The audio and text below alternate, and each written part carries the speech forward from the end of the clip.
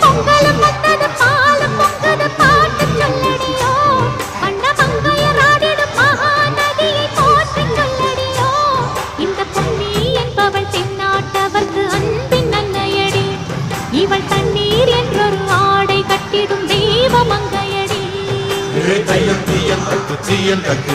தையம் தீயம் தக்கு தீயம் தக்கு தையம் தீயம் தக்கு தீயம் தக்கு தையம் தீயம் தக்கு தீயம் தக்கு தை பொங்கல்